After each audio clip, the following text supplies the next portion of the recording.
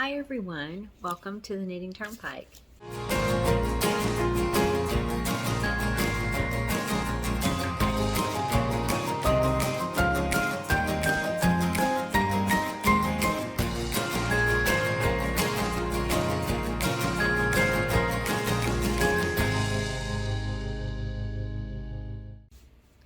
Welcome to the Knitting Turnpike. My name is Gina Pike. I'm so very happy that you're here with me today. Today we're going to be talking about the Miss May Shawl Mystery Knit Along that's currently going on, sponsored by Curious Handmade, which is Helen Stewart.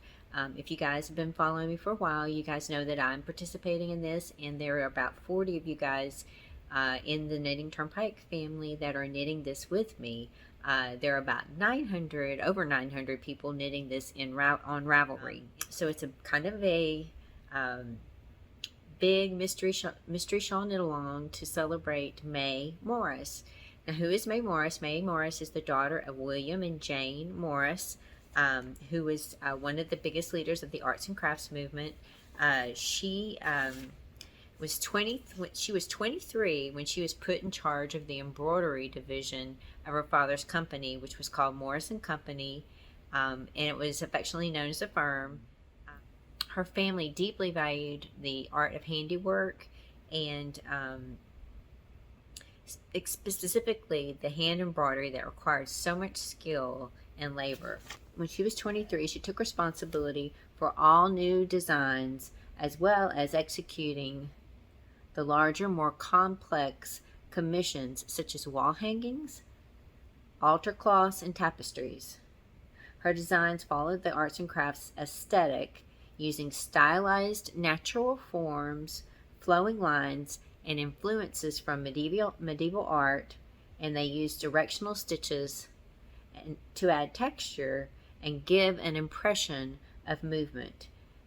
This was embroidery as art, elevated from its normal domestic context. So this is really interesting. I'm having a lot of fun thinking about when Helen was thinking about this and the shawl, and there's a lot of texture in this shawl, and when you think about what Miss May Morris was doing in her time and how she brought in a lot of texture to embroidery, wall hangings, paintings, paper, wallpaper, she really influenced the style of your home at that time, and I can see why she's doing some of these sections the way she's doing them, plus with all the colors coming in. So this is a spoiler video. If you do not want to see my clue 3, you may not want to watch this. I am also going to be showing projects of people who are sharing with me. You know, there's about 40 of us knitting this, and people are sharing as they have an update, as they want to.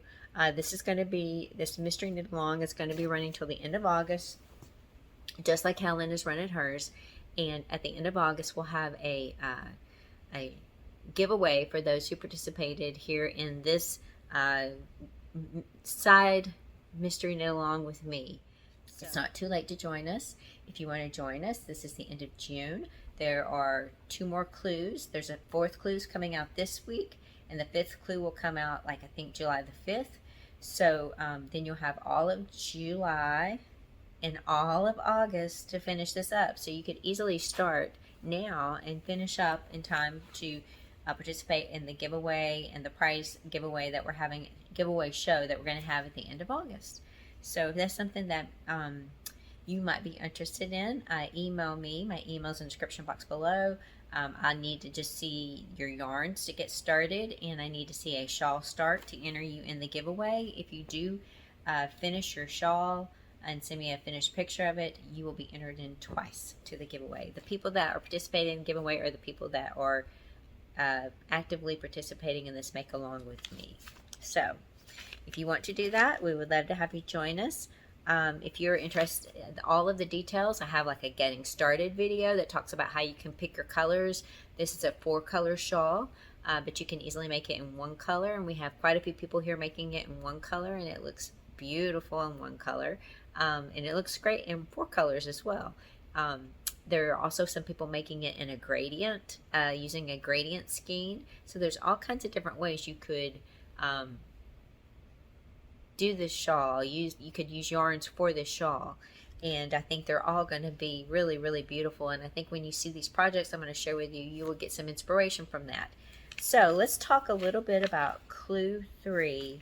And I'm going to show you my clue 3. Then I'm going to give you any tips I had for this week. And then we'll talk about all the projects updates that I have. And that will be clue 3. All right. So here's my clue 3. As at the end of clue 2, we had used all of the colors right here. This was the end of clue 2. Clue 1 was this, and this. Clue 2 brought in that yellow, and everybody was like, so where are we going to go next? What's going to happen after, since we've used all 4 of the colors? Well, starting clue 3 is these last 2 sections here, this pink and this other yellow. So we brought the pink back in, and we brought in this yellow again. So my yarns is a kit from Amanda Hope Yarn. I'll put a link to her shop. This is Aruba, Vichy Soie, Rose Gold, and Limoncello. It was a kit she put together. But here is clue 3, and you can see look at all the texture. That's what I'm trying to think about is with Miss May. All these different types of patterns and lace and texture, and it looks really, really beautiful. With clue 3, we are seeing a drift of little leaves here coming in, and these little leaves are outlined in eyelets with delicate veins that are traced down the middle. And you can see that. You can see these beautiful leaves here with these strong veins. And what's so great about these veins, I thought, is that they're all lining up with that bottom section. So you can see this is lining up with this section here. These are all lining up. These are all lining up. These are all lining up. So it's got these strong lines in your shawl. I'll hold it out so you can see it maybe a little bit all the way through. And you can see the rows are getting longer. We're getting to over 300 stitches now. I will show you a still picture of my shawl when I show all the other projects, because it might be hard to see this. And it's getting to the point where it's hard to spread it out on the needles, even though I'm using like 60-inch needles. But you can see the leaves, and then you can see just this beautiful section here to finish it up with some more yellow. And it's just a bunch of lacy leaves. One of the tips that I had for clue 2, let me just finish this up real quick, and you can see, let me hold it back, maybe you can see it that way too. Might be better to see it that way. You can see how all the different textures are coming into play. And it kind of reminds me of what maybe a tapestry would look like from Miss May, made with this gorgeous yarn. All right, so that's what it looks like. And this is how big it's getting. It's starting to get really big, and we're about 60% of the way done. Clue 3 was about 60% of the way, so we have 2 more clues to finish this up. One of the things I wanted to talk about is I made a comment, my last tip for this shawl, and my tip for this shawl is, my last tip was to use stitch markers. Now, and of course, as I say that, this section, and I was like, oh, don't worry about straddling stitch markers. However, this clue, there were about 8-10 rows where where we were doing these lines, where we were creating these hard lines. We had to do a slip 2 knit, pass a slip stitch over, and it straddled these stitch markers. You can see it's like there's a hard line right here by a stitch marker, and you had to use 2 stitches on one side of the stitch marker, 1 stitch on the other side of the stitch marker, and so you had to take your stitch marker off. So my tip is I would still continue to use the stitch markers and keep them in place, but the way I do it is I slip my 2 stitches, drop the stitch marker, knit the stitch, then put the stitch marker back. So it's just take your time going on those rows. There's like I think 8 or 10 of them, and just take your time with it. I still would continue to use stitch markers because it is a way to make sure you're not getting off track. You don't want to have to undo those S2KP stitches. However, I did do a tutorial this week on that. Someone had asked me a question about how to do that, if I could do a video on that, so I did do a quick tutorial on that, and I will link it up above in case you are getting to this section and you want to, if you're having maybe a hard time. There's also an alternative way to do an S2KP. If you're having a hard time bringing the stitches up and over and off, you can knit 3 stitches through the back loop, which actually isn't that hard to do, and either one of them is not that hard to undo, and that's shown in my tutorial as well. So that's what this is looking like, and I really am loving it. I really am loving it. I'm not sure what color is going to be brought in next. I'm kind of hoping maybe this green. I wouldn't mind like seeing the green next to the yellow. I think that would be really pretty. So we'll just have to see. All right, let me spread this out here. And again, there were no new stitches, and my tip is really just to take it nice and slow. You know, the way this is written out, you have your stitch counts so you can check yourself every row if you want. Do not rush. And the more you take your time, check yourselves, you know, when you're doing those, especially those rows where you have those S2KPs. You should have 2 stitches before the stitch marker. You'll be borrowing 1 stitch from the next section. If you don't have that, stop right there. And try to figure out where you might have made a mistake. Maybe you dropped a stitch, or maybe you dropped a yarn over, and you can fix that. I do have a tutorial coming out on how to fix a drop stitch. It was asked to do for maybe for stockinette or for garter stitch. I didn't do anything more complicated because it really depends on how you fix a drop stitch. Really depends on what you're trying to fix. Something complicated like lace. If I dropped a stitch, I would pin it out onto my blocking board. I would catch it first, catch it with a stitch marker, pin it out, and then I would take my chart and I would assess, you know, look at the ladders, see how many rows, you know, look at it and see how many rows you drop down, then try to go back and figure out the stitches exactly where you are based on the chart. I mean, I like to use the chart. That's kind of why, I mean, that's another reason why I like to use a chart, because you can pinpoint it and see how it's supposed to all come together through that. Putting it back together when you're looking at the text is not quite as easy as when you're looking at the chart. So just keep that in mind. You can use the chart for many things, and the more you get used to a chart, the easier it gets just to start using the chart totally without the text. So those are my tips for the week. I hope that those are helpful. I know they're not showing very much, but I hope they are very helpful. And I'm excited about Clue 4 coming out. I think when this is posted, it'll either be coming out the same day, or maybe if I can get it pushed out, if I can get this posted on Monday night, I will. And then the next Clue will be coming out tomorrow. This is a paid pattern. It is charted. It is text. And so it's a win-win for everybody to be able to do this pattern. All right, let's take a look at the people that I have received project updates from. I'm so excited to share these. This is my favorite part of the video, is looking at all the different shawls and inspiration that that you guys have shared. And I just think that each shawl is different and beautiful in its own way.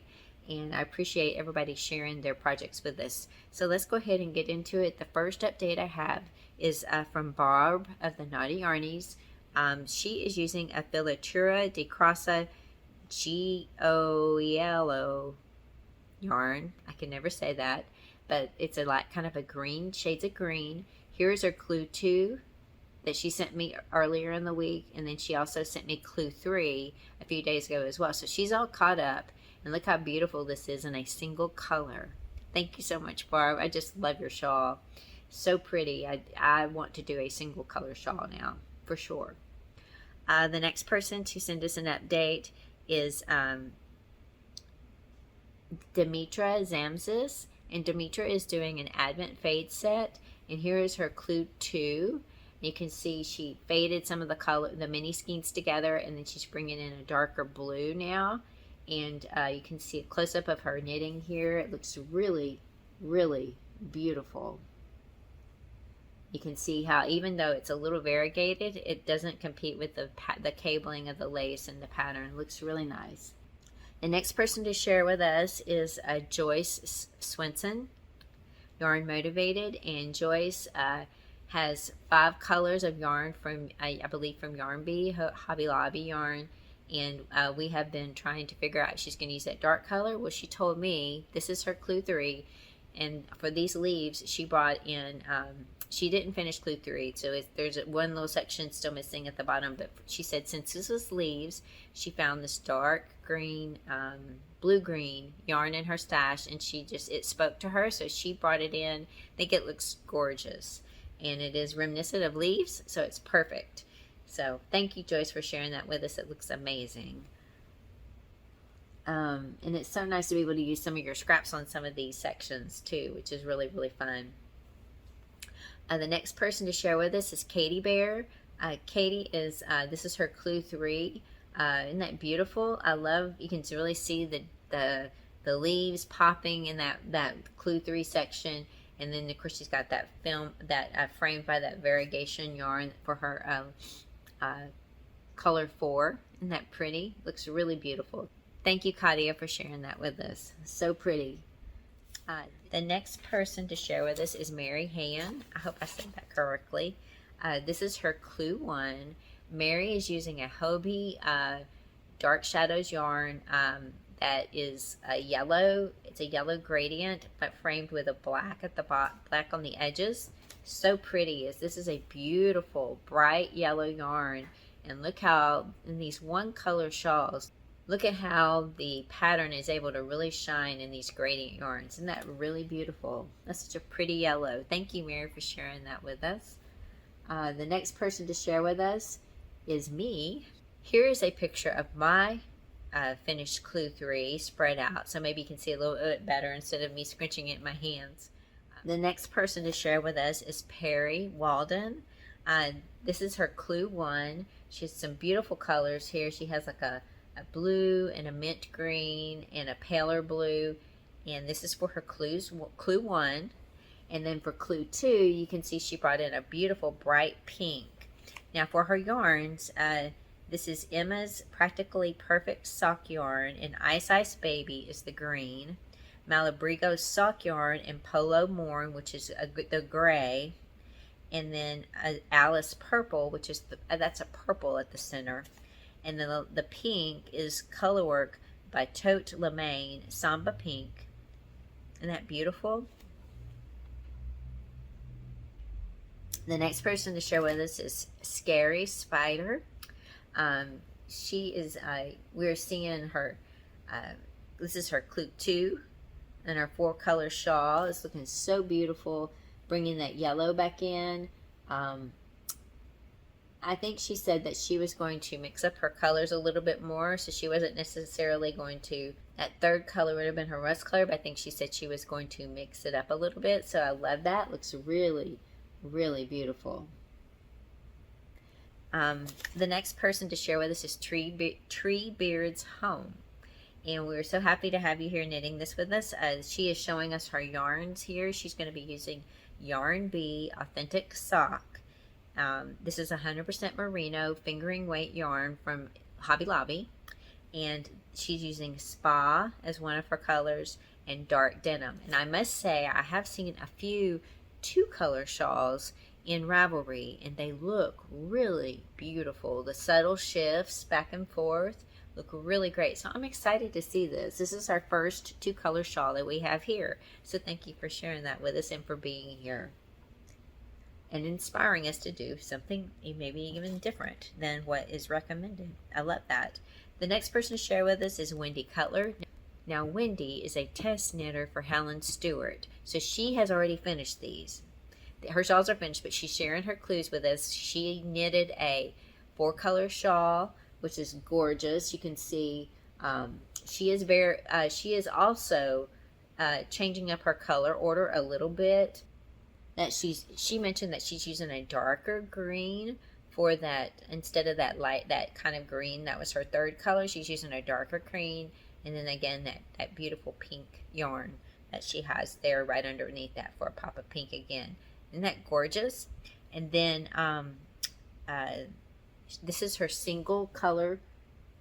This is her single color shawl. And again, you can just see the pattern so clearly on the single colored shawls. It just lets the design really shine. It's so pretty. Thank you so much for being here, Wendy, and for sharing your projects with us. And she's the only one who knows what's coming next. All right, the next person to share with us is Yarn Moods, who is Tiffany, and she is sharing 2 shawls with us. The first one is Yarn Bee, hand-dyed blush yarn, and Yarn Bee, hand-dyed yarn in Blush Plus. This is their first one, the Blush Plus one. And she said that she's also starting a second one, which is wool-like loops and threads yarn in white. Aren't these beautiful? So she's going to be working on both of these as we go along. So she's knitting 2. A lot of you guys are knitting 2, which is really, really great. The next person we have to share with us is Melanie Titus. Melanie is sharing 2 shawls with us today. If you remember, she's using 2 different gradients, and then she's going to decide which one she likes better and move on with that one. The first one is a Dreamer's gradient, and she said she had to rip it back and start over. It's looking really great. She is through row 31 on clue 1. This is her second shawl. She's using Hobie Twister gradient in color 18. Hobie Twister is a beautiful gradient that will do all the color changes for you, and so is the Dreamer's gradient. Both of these are gradients, which is really great to let the yarn do all the color changes and all the works and all the weavings of it. This is a great idea to use a gradient. I'm excited to see both of these shawls progress and see which one she ends up picking. Thank you, Melanie, for sharing with us. The next person to share with us is Diana Emmick. Diana is making a beautiful 4-color shawl. She has a gray, starting out with a gray, and then she moves on to an orchid, and then to a variegated that has all the colors in it, and then that last color is a navy Vitellana sock yarn. Really beautiful. She's working. This is her clue 3. She's not finished with it, but she went ahead and sent me what she had. She said she's had a really busy week. I know a lot of you guys probably are getting busier, and the clues are getting longer because the rows are getting longer. So just send me stuff when you can, and again, there's no rush on this. But thank you so much, Diana. Your shawl is looking amazing. I just love the colors you picked, and thank you for sharing that with us. It's so beautiful. I love pinks and blues and grays together. So thank you for that. The last person to share with us today is Evelina Lindstrom. Evelina is showing her finished clue 3, and look at her gorgeous finished shawl. This is in a beautiful green alpaca silk yarn that she got from her grandmother's stash. And I just say it again, these 1-color shawls really show off the gorgeousness of this pattern and just lets the design shine right through. Thank you, Evelina, for sending this in and sharing it with us. We're so happy that you're knitting with us, and it's just looking gorgeous. Thank you so much to everybody who shared their projects with us. I really appreciate you being here. I hope you're having fun knitting this shawl mystery knit along with everybody that's currently doing this right now. And I hope if you are thinking about starting this, you're finding some inspiration, different ways to do it, whether it's 1 color, 2 color, 3 colors, or 4 colors. There's lots of ways you could do it, or a gradient, or just find a yarn that you love and see if you think it might work for this shawl. With these 4-color shawls, she did say there is kind of color blocking, so I believe we'll continue to have blocks of color come in with each part, so it'll be interesting to see what's going to happen next. All right, for the hidden giveaway that I want to have for this video, I want to give away a skein of yarn I think would be really, really pretty for this shawl. This is Yarn Art Rose Garden yarn. This is 250 grams, which is 8.8 ounces, 1,000 meters, 1,093 yards. So this would make a shawl. This skein is, like I said, Yarn Art Rose Garden. It is 100% cotton. So there's no blend on this one. This is, it starts out pink. It goes to marled. I don't want to open it up because I don't, you know, if I'm giving this away, I don't want you to, I don't want my hands all over it. But it goes pink to like a marled pink purple to a darker purple to an even darker purple. And it's just really pretty. You could start either way. You could do it. It would be really pretty. So if you're interested in maybe winning this skein of yarn, please put a comment down below this video, and please read the rules. I'll have rules in the description under this video as well. If you're interested in winning this yarn, in your comment below this video, please include the word pansy, P-A-N-S-Y, pansy. Okay. But thank you guys again for being here. I hope you're all doing well. I hope you all have a wonderful day. Please take care of yourselves, and I hope to see you all very, very soon. Bye-bye.